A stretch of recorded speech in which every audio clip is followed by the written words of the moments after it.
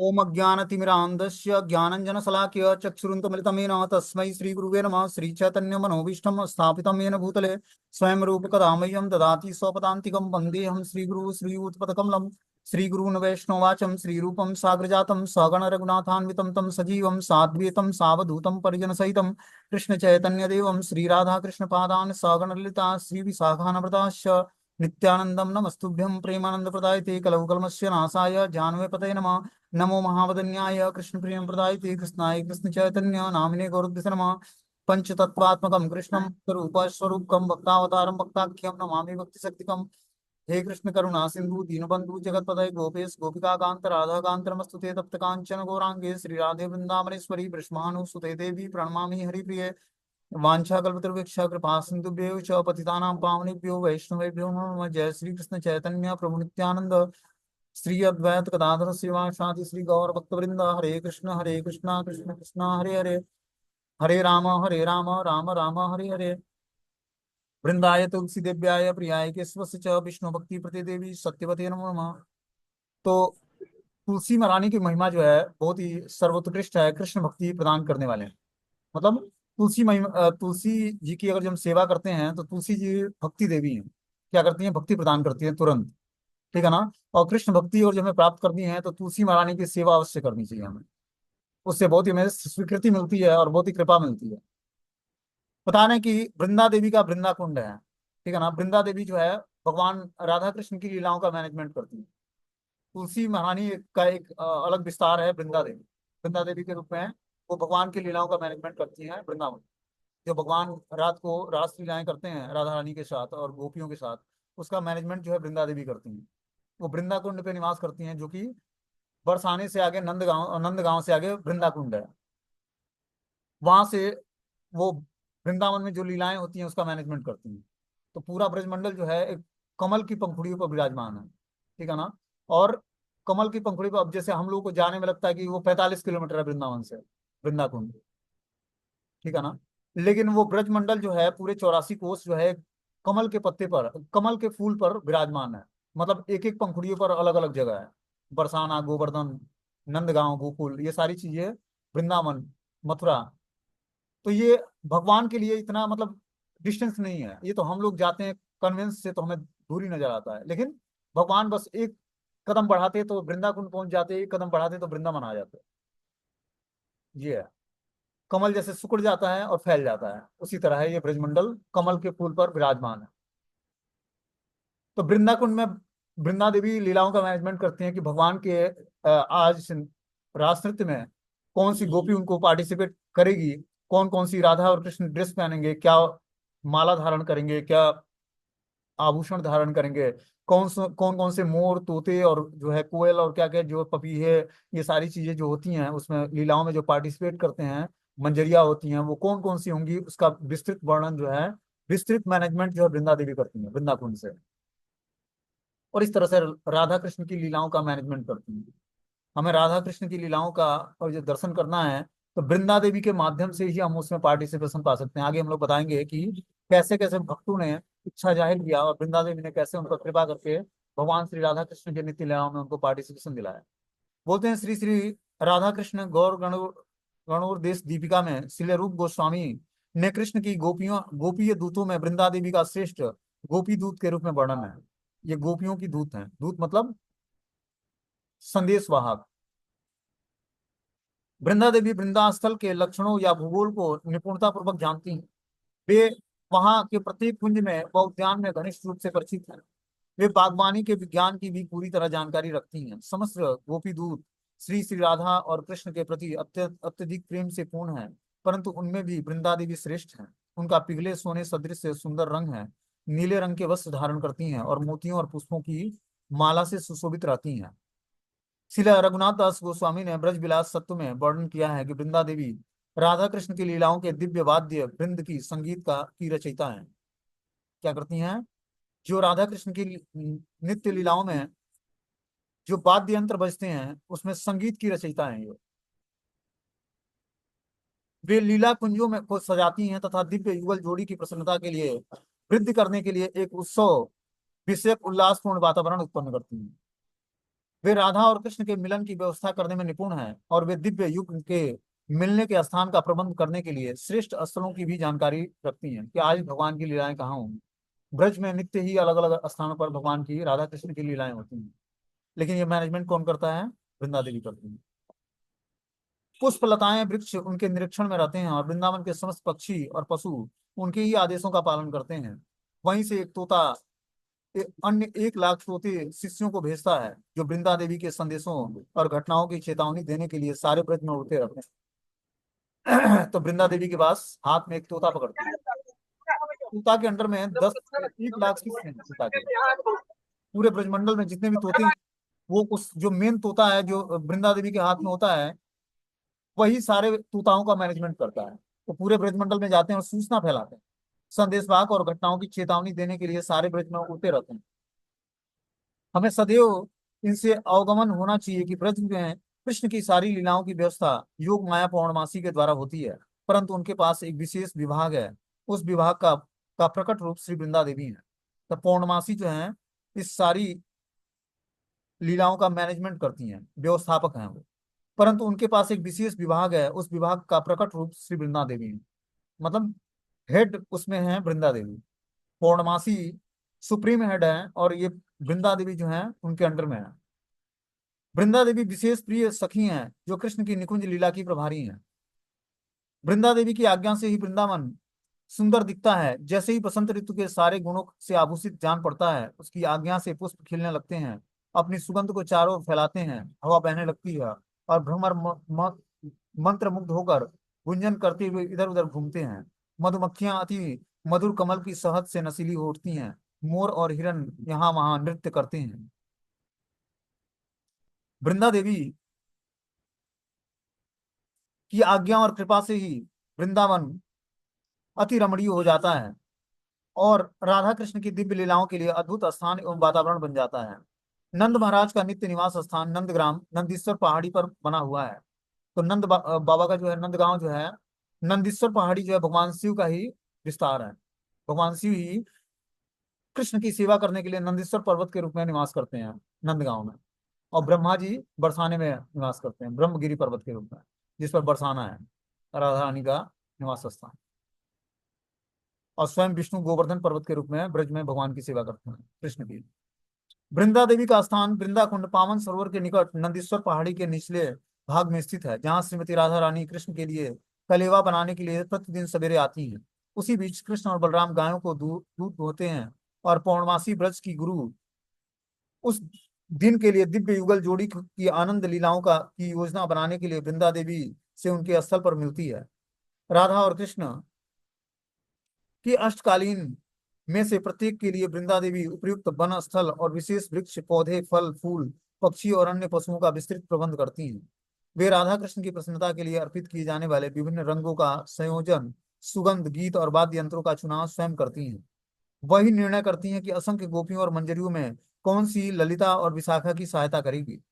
चंदन अर्पित करने के लिए, जलपान या अल्पाहार देने के लिए, वाद्य यंत्र बजाने में, चामर से दिव्य युगल जोड़ी को पंखा झिलाने में और एक रत्न जड़ित थाली में तांबुल कौन देगा। राधा कृष्ण की अष्टकालीन लीलाओं में से प्रत्येक लीला का हर एक विवरण, कौन सा मयूर नृत्य करेगा, कौन सा भौरा गुनगुनाएगा, कौन से तोते और कोयल गाएंगे, कौन सी पवन बहेगी, ये सब वृंदा देवी द्वारा ही नियंत्रित होता है।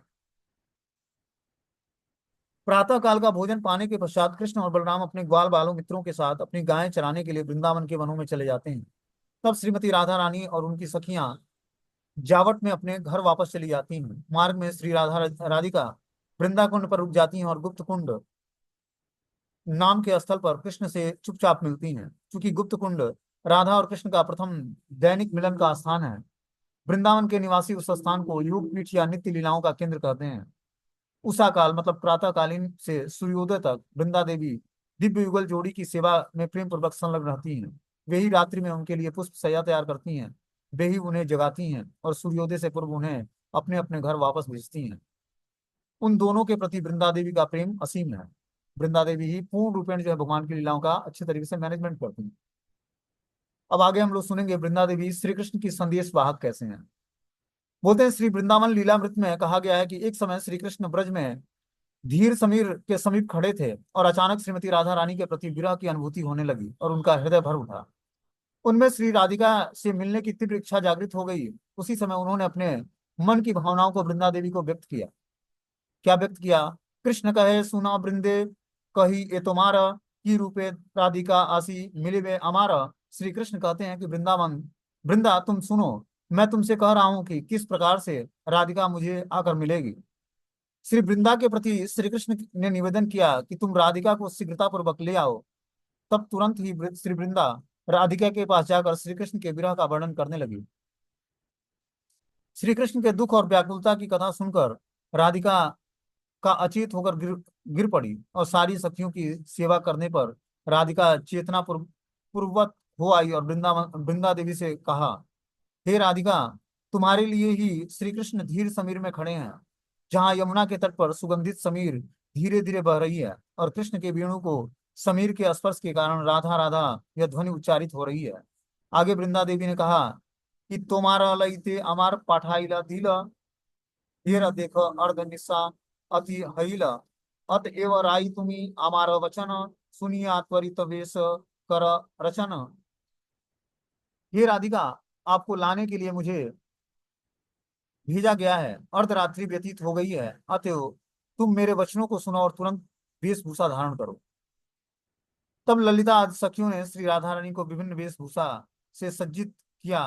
तब राधा रानी ने, जो कृष्ण प्रेम की विनोदिनी है, त्वरित ही सखियों के संग में सुखपूर्वक निकुंज में गमन करने लगी। वहां अत्यंत दुखी होकर ब्रजेंद्र नंदन श्री कृष्ण राधा राधा बोलते हुए वेणु बजा रहे थे। ऐसी ध्वनि को सुनकर वृषभानु सुता श्री राधिका त्वरित वृंदा देवी के साथ चलने लगी। अत्यंत प्रगाढ़ अनुराग के कारण वह धीरे समीर पहुंची और उन्होंने कुंज के भीतर कृष्ण का दर्शन प्राप्त किया। राधा का दर्शन करके कृष्ण के शरीर में नाना भाव उत्पन्न हुए, जैसे चंद्र दर्शन से समुद्र में लहरें बढ़ने लगती हैं। श्रीमती राधिका रानी अति शीघ्र ही कृष्ण के निकट उपस्थित हो गईं और उसे देखकर कृष्ण ने परम स्नेह के साथ संभाषण किया। दोनों सखियों ने घेर लिया था और नाना हास प्रयास होने लगे थे। दोनों एक दूसरे को देखकर मंद मंद हंस रहे थे और सखियां इसे देखकर आनंदित हो रही थी। तब वहां से वे दोनों दिव्य आनंद में मग्न होकर कुंज की शोभा देखते हुए चलने लगे।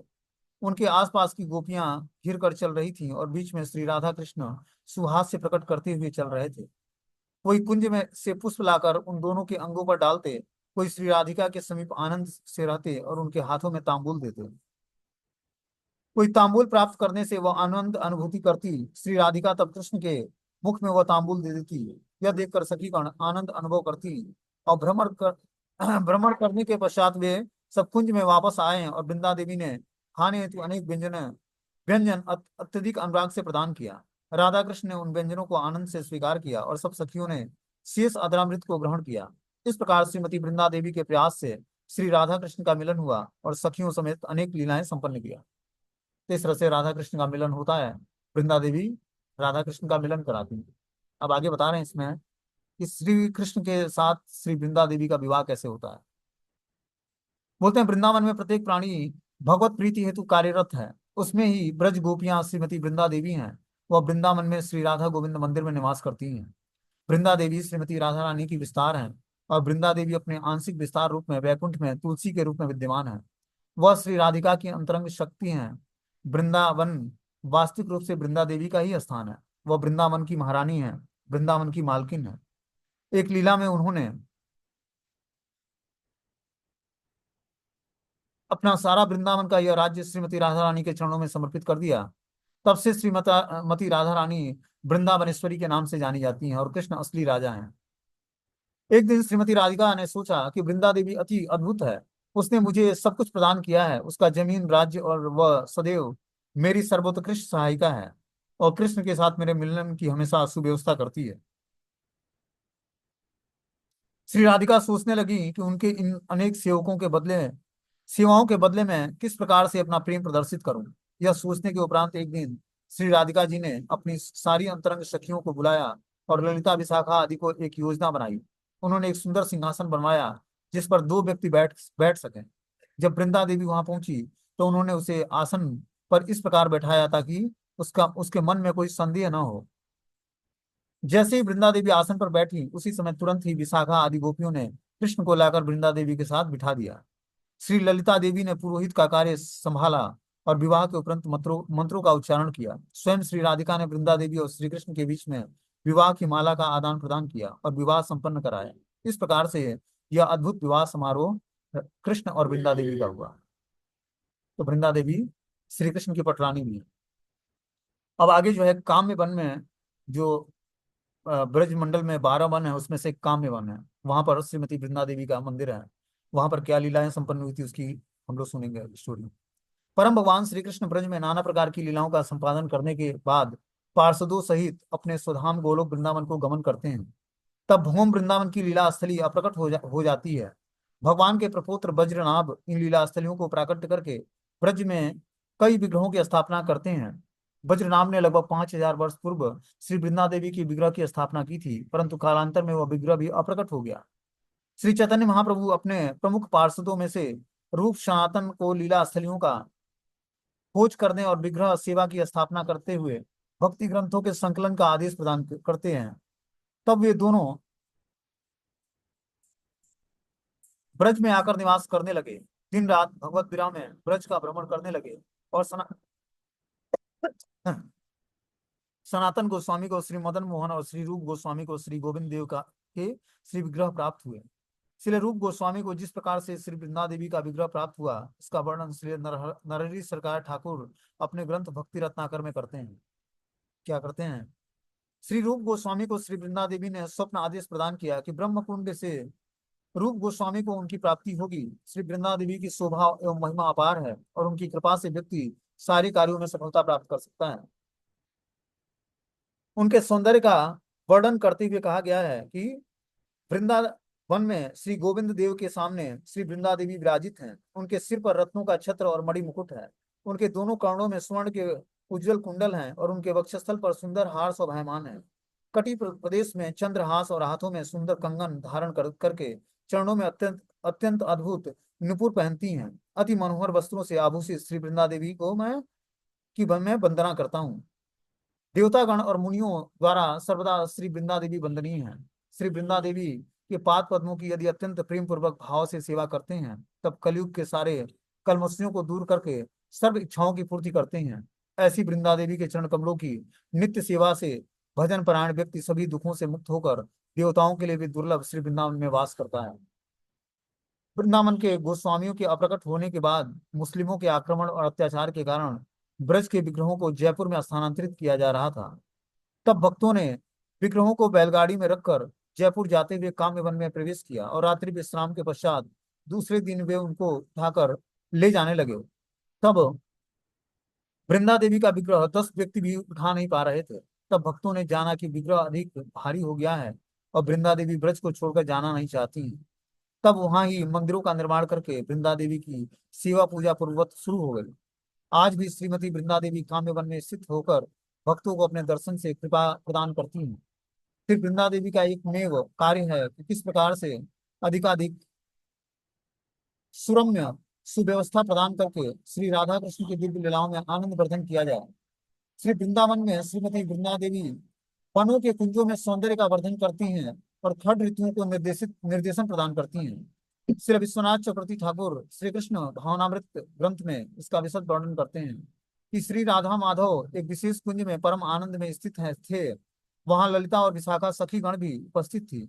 उस समय नंदी मुखी और श्री वृंदा देवी दोनों अलग अलग स्थानों पर से आए और उस सभा में 6 ऋतु लक्ष्मी मूर्तिमान रूप में सेवा का अवसर प्राप्त करने के लिए उपस्थित हो गई।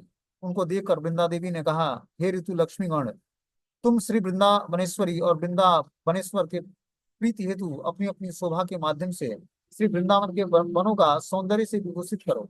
वे सबको कहने लगी कि हे बसंत लक्ष्मी, तुम गोवर्धन के निकटवर्ती राजस्थली में निवास करो। हे शरद लक्ष्मी, तुम यमुना तटवर्ती कल्प तरुओं के समीप घूमकर वास करो। वसंत और शरद ऋतुओं के प्रति आदेश प्रदान करने के पश्चात सारी ऋतुएं लक्ष्मियों को संबोधित करते हुए कहा कि आप सभी पूर्ण रूपेण समर्पित होकर राधा कुंड की सेवा करके धन्य हो जाओ। श्री राधा कुंड के पूर्व में वर्षा, दक्षिण में शरद, पश्चिम में हेमंत, उत्तर में शीत के रूप में रहने के कारण सभी वृक्ष आदि वसंत के प्रभाव से सुरम्य बने रहे।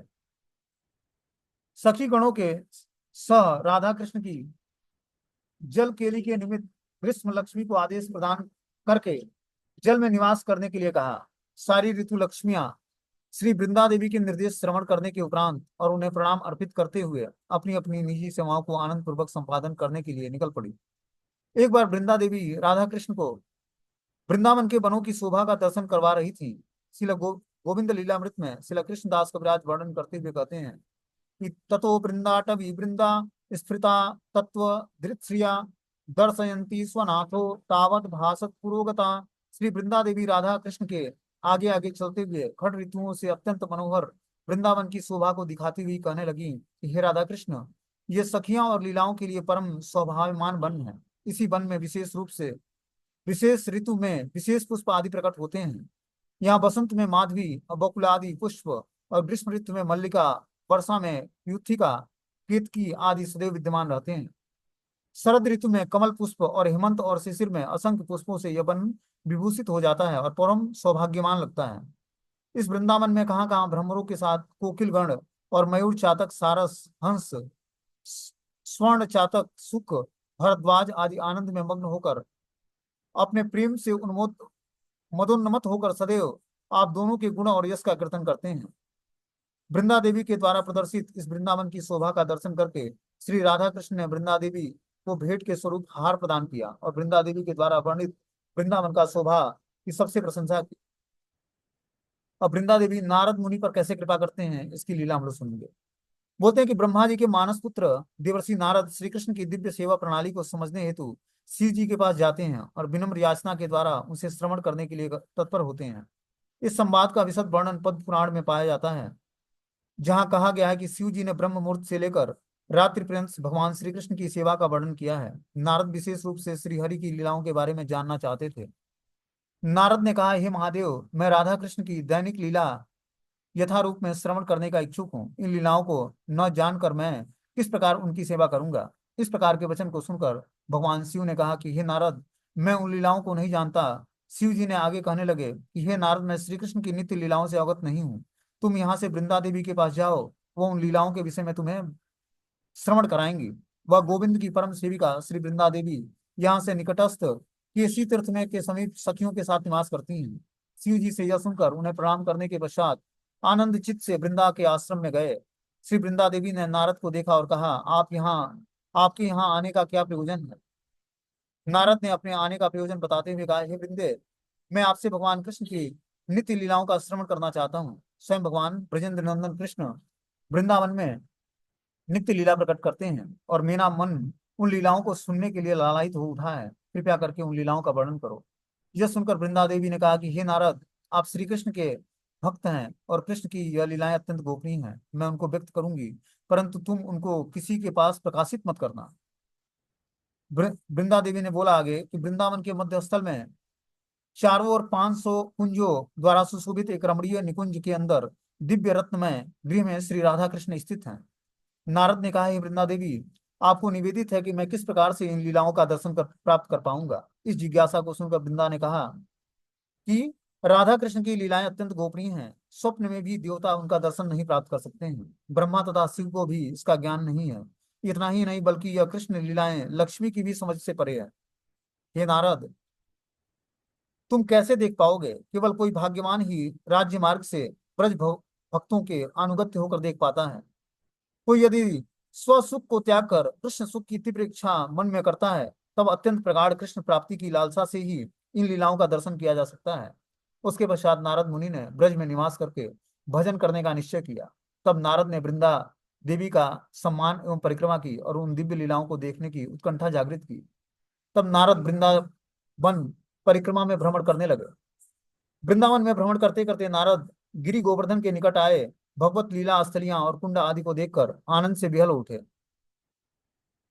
गोवर्धन को देखकर गोपियां द्वारा वर्णित हरिदास वर्य उक्ति स्मरण हुआ।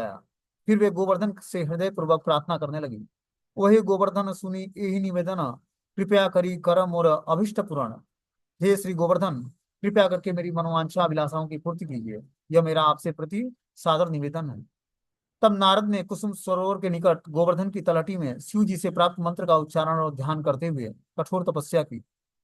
वृंदा देवी ने जब नारद की इस तीव्र और तप और तीव्र लालसा को देखा तो वह उनके पास गई। नारद ने वृंदा देवी को देखते ही अपना प्रणाम अर्पित किया। श्री राधा कृष्ण की दिव्य लीलाओं का अवलोकन करने करने की अपनी तीव्र लालसा को पुनः प्रकट किया। वृंदा देवी ने यह सुनकर उनसे कहा कि हे नारद, इस पुरुष देह में यह असंभव है। तब नारद को लेकर वह कुसुम सरोवर में चली गई। वहां नारद ने स्नान करने के उपरांत तुरंत ही एक सौंदर्यवती रमणीय गोपी का दिव्य देह धारण किया। तब वो नारदिया गोपी कहलाए। तो नारद मुनि को भगवान की लीलाओं का दर्शन करने के लिए नारदिया गोपी का वेश धारण करना पड़ता है, जो कि वृंदा देवी की कृपा से प्राप्त होता है। वृंदा देवी तुरंत ही नारदी गोपी को राधा कुंड पर ले गई, जहां नारद ने राधा कृष्ण की अष्टकालीन लीलाओं का दर्शन प्राप्त किया। कृष्ण ने नारद को देखकर उनसे निवेदन किया कि हे नारद, तुम गोवर्धन की तलवटी में ही निवास करो और संपूर्ण मानव समाज के कल्याण हेतु भक्ति ग्रंथों की रचना करो। इसके बाद वृंदा देवी नारद को पुनः कुसुम सरोवर ले गई और नारद ने स्नान करते ही अपना पुरुष देह प्राप्त किया और ब्रज में निवास करते हुए नारद भक्ति सूत्र नामक महान ग्रंथ की रचना की। इस प्रकार से वृंदा देवी की आयतकी की कृपा के कारण देवर्षि नारद को परम भगवान ब्रजेंद्र नंदन श्याम सुंदर कृष्ण की नित्य लीलाओं का दर्शन करने का परम सौभाग्य प्राप्त हुआ। तो इस तरह से वृंदा देवी की कृपा से नारद मुनि को भगवान की नित्य लीलाओं का दर्शन मिलता है।